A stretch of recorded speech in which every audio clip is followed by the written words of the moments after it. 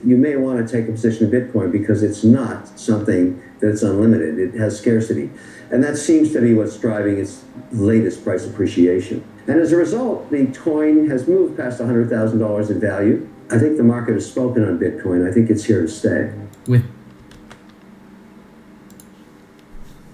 Welcome, folks, to CryptoNews Global. I'm your host, Nick Toka. Today is June 4th, 2025, and Mr. Wonderful has spoken. You might want to make a position on Bitcoin, he says. On today's show, take rent, invest that. How Grant Cardone is mixing real estate and Bitcoin. Also, Russia's biggest stock exchange debuts BlackRock's iShares Bitcoin futures ETF for trading. And on today's show, JPMorgan, Mr. Naysayer himself, now to accept Bitcoin ETFs as collateral for loans. All this and so much more on today's show.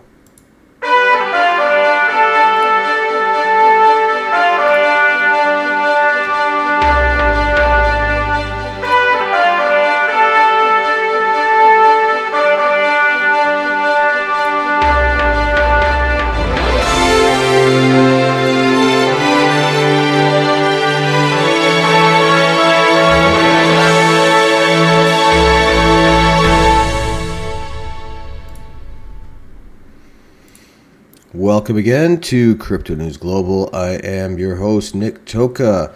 Let's go through some unfinished business we were talking about the other day, where we were comparing Ollama local AI models. I had downloaded a huge 67 full, the latest Llama 4 to kind of demonstrate. But it was taking so long to download that I figured I would just flip it into the next show today. And we just want to compare it against the standard model that most people should be using, you know, the 4 or 5 gig model. So let's get right into that first off. So here we've got the newest one here, and as you see, it is 67 gigs, massive, right? So let's run it. Llama run, and we're just going to copy and paste the one we want. That's our guy. You'll see right off the hop that this takes a while to actually load. Like you can, I don't know if you can hear my processor on the CPU spinning up here, but just to launch this thing, because of the sheer size of the 67 gig full local model, it takes a while just to run, right? So, and then we're going to ask just a simple question, and we'll also see, because I've already tested this thing, we'll see it's slow as shit. So I'm going to recommend, even before we get into this testing, that if you're going to go with Ollama or if you're going to go with Jan, you choose a reasonable model. Don't go with the 70 gig or the 400 or 600 gig model, because it's just going to take forever to do any kind of search. So here it finally opened up. It took over 30 seconds to actually run. So what is the current price of Bitcoin? And you would think it would come back with a super fast response, but no, there it is, spinning up again, and it's taken a while. So once we get a response from this, I'm going to then run through a comparison with Llama 3.1, which is only 5 gigs. All right, and you'll see when I run that one, it's going to be literally instantaneous. Whereas this thing, we're so used to, you know, ChatGPT, Grok, you type in your question to the AI and it comes back almost immediately, right? It at least starts typing right away. Whereas this thing, it's just not meant for home computing. It's meant for, you know, big data centers running, who knows, 10, 20, 30 GPUs to do all this processing. And then, you know, here's my computer, which is a decent computer. You guys see my box. It's not shit, right? It's a good box. But it's taken forever because it's not really powerful enough to go through 67 gigs of this model and come back with a super fast response. See, it's still thinking. It's been about a minute at least, and it's literally just sitting there thinking about the answer. And it's such a simple question: what's the current price of Bitcoin? And you can pretty much sit and twiddle your thumbs, and it's going to come back with the answer, but it's not fast. Because it's such a large model, 67 gigs. When you are dealing with Ollama, it always gives you choices. You can run, we'll just go into it here quickly while we wait anyway. Ollama.com, models, and you see here 1.5B, 7B, 8B, 14B, 32. And this reflects pretty much to the size of it as well. If you click into it, it then gives you the actual sizes. So, you can go with the full model, 404 gigs in DeepSeek, but it's not going to run well on your computer. As we're seeing, even the 60 whatever gig, look, it still hasn't come back with an answer. So if you're going to run the local model, I highly recommend it, at least for testing, right? You want to go with 5 gig, 9 gig potentially might work well. And each of these models, once you click into them, and there's, a ton of them, right? This is what I grabbed here, 67 gigs latest. They don't have a trimmed down version. They've got 3.3, which is also massive. The 3.2, then you go ultra tiny, and I think the full model, which was 3.1, has kind of that nice sweet spot of 5 gigs. So I'd recommend something like that. Let's see if it actually finished. Holy shit, it's still searching. Yeah, so proof is in the pudding. This is just taking way too long to come back with the most basic question and answer. We're going to let it finish, but man, it is taking a long, long time. I don't know if I want to sit here.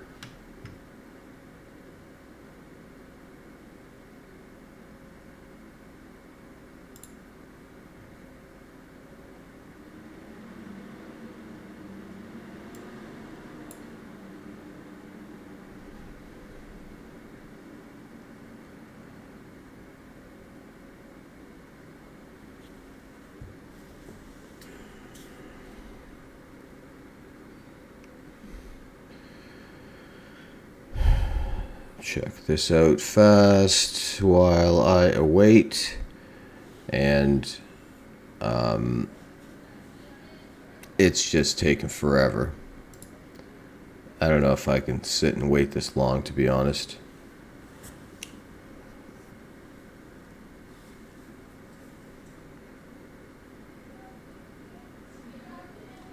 Yeah, I really don't know if this is worth it. Check this out fast while I wait. Checking out my own stream because I'm getting, it seems to be some kind of error here. Again, current price of Bitcoin still not happening. Ridiculous, right?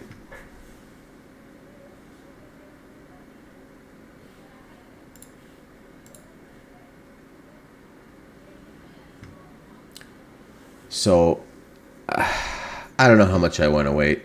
I think I'm going to go straight into our Bitcoin technical analysis.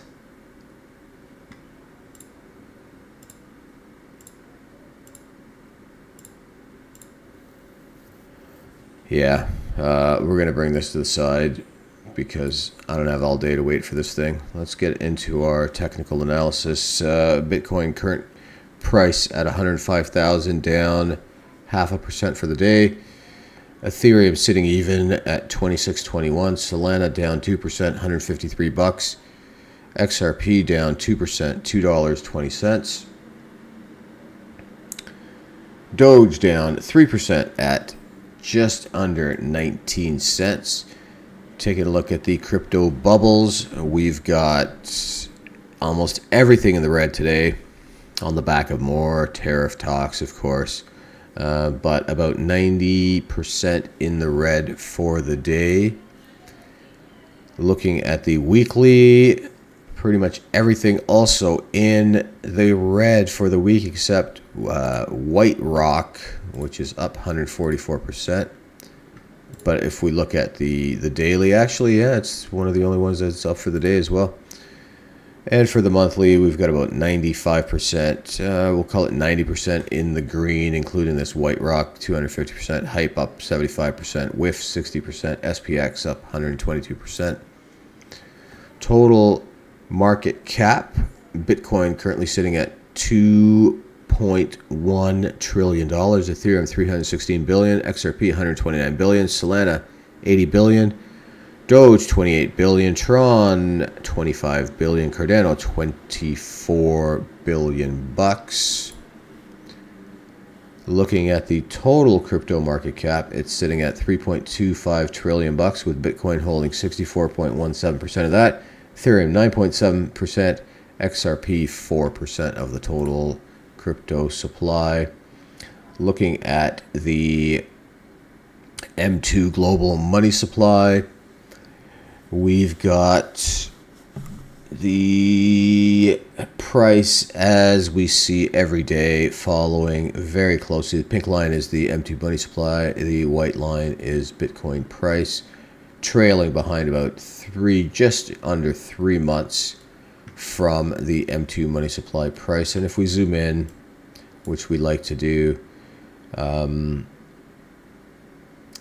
Bitcoin's price is trailing off a little bit here as the M2 money supply kind of levels off a little bit. I won't be surprised. We've gone through this many times. We're going to see the price, the M2 money supply is starting to really skyrocket around the world. We've talked about this before, how China's in a big housing crisis. Japan's economy is failing. The big beautiful bill in the States is going to be passed, spending into trillions of dollars. Europe's already printing money. So expect this is going to go up, and along with it, we're going to also see Bitcoin's price following along on the positive side. Total hash rate is up a little bit today, and over 942 billion terahashes per second is the all-time high. Right now we're at 930 billion terahashes a second. Crypto Fear and Greed Index brings us at a 55 in neutral. Yesterday was a 57 in neutral. Last week was a 65 in greed. There's 1,042 days left until the next Bitcoin halving 2028, with 150,000 blocks until the halving. Assets by market cap globally, we've got gold at 22.7 trillion, Nvidia 3.4 trillion, Microsoft 3.4 trillion. Nvidia and Microsoft have been kind of flip-flopping this week, who's number 2 and who's number 3. Apple at 3 trillion, Amazon 2.2 trillion, Bitcoin 2.1 trillion, as we already noted. Google 2 trillion, Silver 1.9 trillion, Meta 1.7 trillion, and Saudi in the number 10 position, 1.6 trillion bucks. You can currently get 952 satoshis for one US fiat dollar. And the US national debt is currently sitting at 36 trillion 938 billion, equaling 107,838 per citizen, or 323,051 per US taxpayer. Doge, Department of Government Efficiency, has saved $506 billion and counting. That equals to $4,507 per US taxpayer. Now, this is insane. I'm just going to end this because it's still running. Like that's just insanity. So let's just go buy. I'm not even going to entertain this. I'm going to go remove. Actually, before I do that, let's compare this to a smaller model. We'll call it the Ollama 3.1.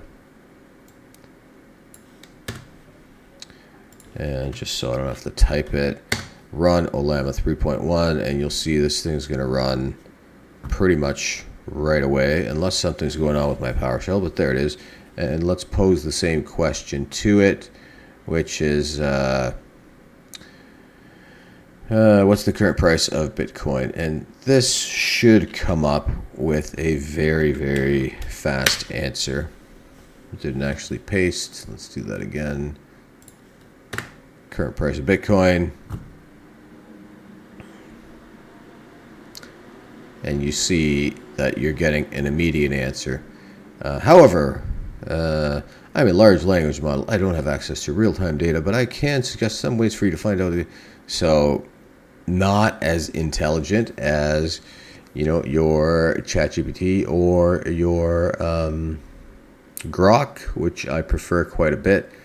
If you went into either of those, let's just go into my nice image creator here. I'll save that.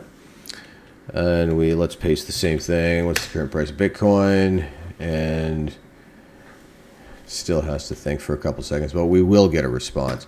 Now, going back, right, even with the chart and everything, going back here for other things, create a chart of Bitcoin price annually since 2011. Right? It will do certain things. I guess it's not good at real-time data. But you see, it's super fast, right? Yeah, I hear my my CPU spinning up here, but certainly it's fast, it's responsive, and that's running the 5 gig model, not the 50. The 50 gig model runs like absolute shit, and I'm going to remove it here, which is the command is Ollama rm remove, and there, deleted. So now if I go list, you'll see it's not in my list anymore. Right, so keeping it around this size is a good idea. 4 gigs, 5 gigs, it runs pretty well. I'm a little surprised it didn't come back with more current data. It's coming until 2022, which is not ideal. But you do have the benefit of running this thing locally. There's some things that it is better at, I have found. But again, you're running it locally. None of your information is being sent to, you know, Grok or ChatGPT or anything or anyone except you. So you can kind of be assured that, you know, no one's stealing your private information or your searches, which is definitely a very good thing. Now, there's some brilliant people out there. We've got Michael Saylor. Of course, now we've got Mr. Wonderful, as you saw in the intro there. And they're definitely advocating Bitcoin. Even presidents, you know, Trump, Vance, countries around the world are advocating Bitcoin. And we have some other people that have great takes on how to obtain Bitcoin. And this gent here, Grant Cardone, takes rent, invests it, and how Grant Cardone is mixing real estate and Bitcoin. Your grandma may never fully comprehend Bitcoin, but she probably understands why an apartment building has value, according to real estate entrepreneur Grant Cardone. Combining Bitcoin and real estate into a single offering, Cardone told Decrypt in Las Vegas last week that his new line of funds is aimed at investors who may have little to no Bitcoin exposure. The company, Cardone Capital in South Florida, has $5 billion in assets under management. You live in it, you rent it, you drive it, and a lot of people have made money on it, Cardone said. If you could add Bitcoin to it as well, you're going to hurt your cash flow a little bit. But you're going to have your tenants buying your Bitcoin for you. The entrepreneur recently announced the debut of the 10X Miami River Bitcoin Fund, a 346-unit property sitting on the Miami River serves as the fund's anchor asset, while monthly income is set aside for strategic Bitcoin purchases. The fund tied to the Miami River property represents Cardone's fourth investment vehicle combining real estate, a 2,000-year-old asset class, with Bitcoin, a nascent and volatile investment that could theoretically juice the long-term returns. For a property located up north in Fort Lauderdale, Cardone plans on letting tenants become investors too. Now, Michael Saylor is going to tell me, yep, you got plumbing and a roof and tenants and termites and taxes, he added, referring to Strategy's co-founder, executive chairman. The best Bitcoin you will ever have in your life is the Bitcoin that someone else gives you. Yeah, baby. In some ways, Cardone's fund parallels Bitcoin treasury companies like Strategy that are hoovering up a Bitcoin-used corporate debt. Cardone argued, however, that real estate has properties as an investment that can serve as a counterbalance. We have something that has cash flows, something that doesn't, something that's liquid, something that's not, something that's very stable, and something that's very volatile. And we merge them together in one fund, he explained. The 10X Miami River Bitcoin Fund is only available to accredited investors that earn over $200,000 a year. Cardone added that his investment firm is interested in exploring mortgage products that don't exist today, combining Bitcoin with real estate. When it comes to Blackstones and Camdens of the finance world, Cardone said that many real estate investors are unable to move quickly as they like because of all the red tape. Eventually, he believes they could become involved in mixing Bitcoin with real estate too. They know what I'm doing, and they just can't make the transition fast enough, he said. So I probably have a 3 or 4 year head start. So it looks like he's building a condo, and if you buy into this condo somehow, he doesn't explain how exactly, but effectively you're taking rent and then you're buying Bitcoin with it. So I suppose whoever invests in this condo will have exposure to that. Now, there's another take on this, and anybody who's got real estate could certainly take the rent and then buy Bitcoin, right? So I'm not sure how this is a different take, but I guess it's going to be something automatic that's done right through his real estate investment company, which is kind of a cool take, interesting, and I think he's definitely headed in the right direction, right? This is how Saylor did it. He certainly didn't start huge, but now he's worth $60 billion. So, this guy, I think he's doing the right thing. Speaking of doing the right thing, we've got Russia's biggest stock exchange debuts BlackRock's iShares Bitcoin futures ETF for trading. The biggest stock exchange in Russia is adding a futures trading for asset management titan BlackRock's iShares Bitcoin Trust, one of the biggest exchange-traded funds in the world. So, to its suite of products, I think it is the biggest ETF. Maybe gold is bigger, but gold took over 10 years to get that big, and BlackRock's iShares ETF did it in a year.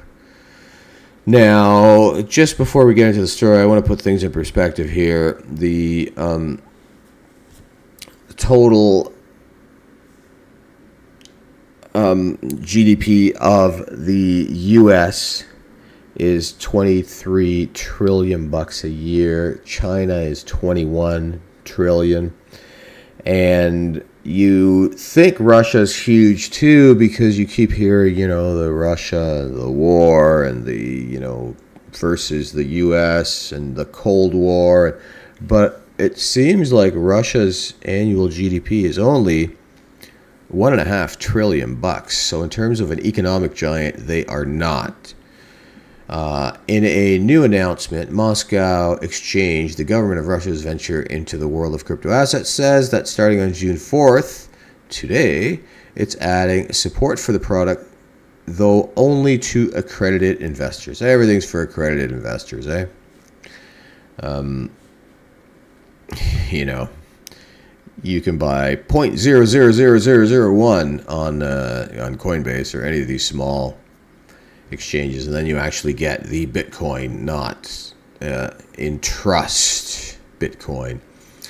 Please note that today, June 4th, 2025, trading in the IBIT 9.25 futures contract permitted only to qualified investors begin. Qualifications checks on the exchange side will be implemented from June 23rd. IBIT, which launched in January 2024 after years of having its approval halted by the U.S. SEC, recently entered the list of top 25 ETFs in the world, coming in at just over 72.4 billion in assets under management. According to Bloomberg ETF specialist Eric Valtunis, the launch is significant because IBIT is still relatively young compared to most ETFs on the list. Here's a table of the 25 biggest ETFs and their age at 1.4 years, actually. IBIT, the youngest on the list by 9 times, is like an infant hanging with the teenagers and 20-somethings. Quite the most insane IBIT stat yet. Okay, right. So this does make sense. Yeah, Vanguard, S&P. I've talked about this in the past. This would be, if you want to look for long-term investing, a more conservative approach. You definitely want to be looking at the Vanguard IBIT, 100%. Great product. And it will treat you quite well over the long run if you're into the conservative approach, like your grandpapa, let's say. This is probably something that you want a dollar cost average into. I would suggest doing the same thing with Bitcoin, but Vanguard, excellent. The reason it's good is because the management expense ratio, the MER, is most ETFs and mutual funds, they've got this huge management expense ratio, basically a percentage that the bank or the trust or whoever you're getting from, Vanguard in this case, takes as part of their commission for doing all that hard work, right? No, Vanguard does it for 0.04, I believe is the percentage. So this is percent, not, I'm not talking 4%, I'm talking 0.04%. So virtually nothing. So this is 100% a good way to go. So yes, indeed, there's iShares Bitcoin Trust. There's the age, 1.4 years. There's the value, $72 billion. Now, I'm not surprised if Vanguard's S&P 500 ETF, which basically follows the S&P exactly. So this is why they can afford to have it so cheap. It's all computerized. There's no humans involved here. So it tracks the S&P 500 identically. So if whatever's on the S&P goes up, Microsoft or something, that will also go up, for example. And it invests in all 500 stocks on the S&P. Now you see Vanguard's in, and rightly so, in probably 10 of this top 20.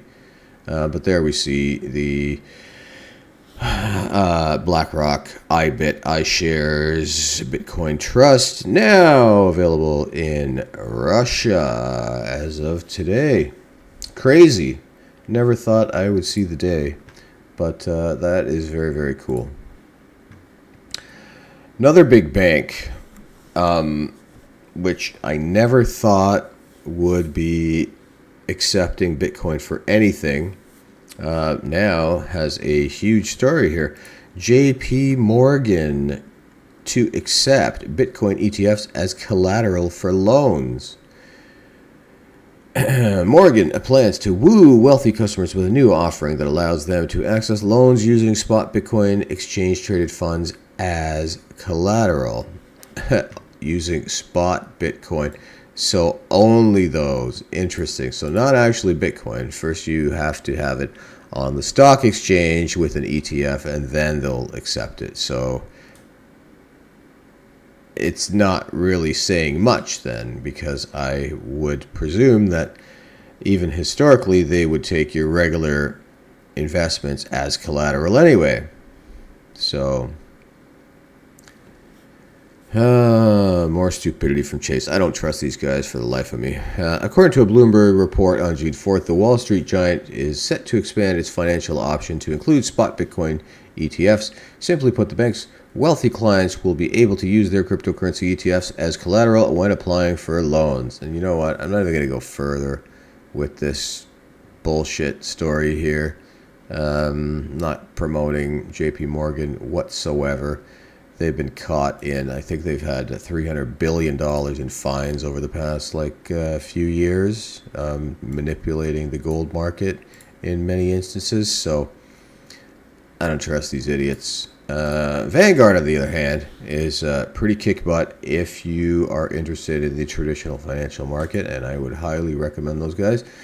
Now, of course, I would also highly recommend Bitcoin, as Mr. Wonderful did at the intro of the show, and some exposure to Bitcoin is probably a good idea.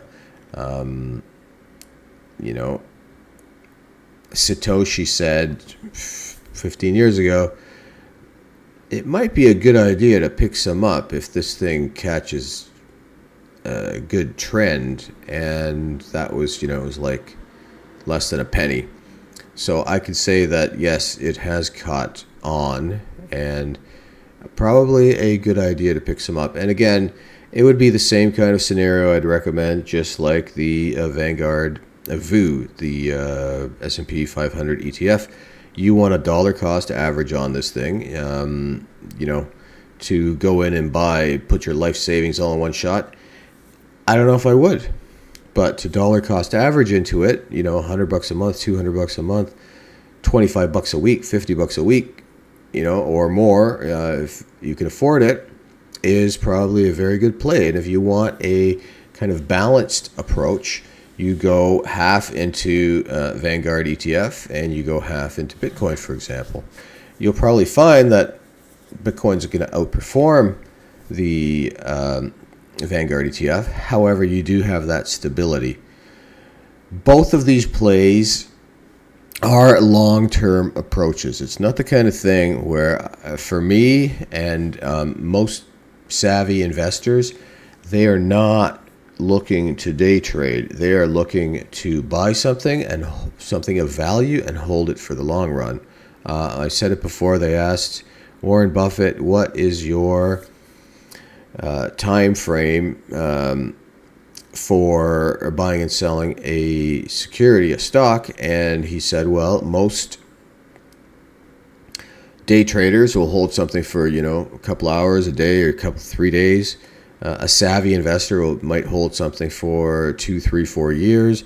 And my approach, how long do I hold it for? Forever, right? And we see Berkshire Hathaway is no slouch. They are on our list every single day. If we could flip back to it, there they are at number 12, worth over $1 trillion. So, people may not like him, old fart, this and that, money printing, big central banker, blah, blah, blah. But he's worth $1 trillion, and he's done very well in his investments. When everybody else is failing, he almost always succeeds. So his time frame is not short. His time frame is forever. So it's a similar kind of thing. You want to be buying and you want to be holding for the long-term. Investment is not a short-term proposition. Just the word investment denotes a long-term play, and this, if you want to really be successful and retire early, these are the kind of investments you want long-term. There's so much money around the world, folks. There's $900 trillion of assets around the world, so you go out there and get yours. So money is abundant because of that, and money is everywhere. It's time that's scarce, so use your time wisely. That's what I would suggest. Some basic financial literacy, spend less money than what you earn. Very straightforward. If you suddenly start making more money, start saving more money. Don't start spending more money. And as I just mentioned, start investing when you're young, ideally 18, 20, even earlier if you can, and hopefully you can retire when you're 40 or 45 and not 65 or 70 when you won't be able to do the things that you really want to do during retirement. If you've got a great idea, start with that idea right away. Even if you're not ready, start today and things will come together for you. Folks, if you enjoyed the stream, please do share, like, comment, and subscribe, because remember, at CryptoNews Global, you're not only watching CryptoNews Global, you are CryptoNews Global. Please do subscribe. Hit that subscribe button. Share, like, and comment. I would love to hear what you have to say, and we will see you on the next stream. Thanks so much for joining.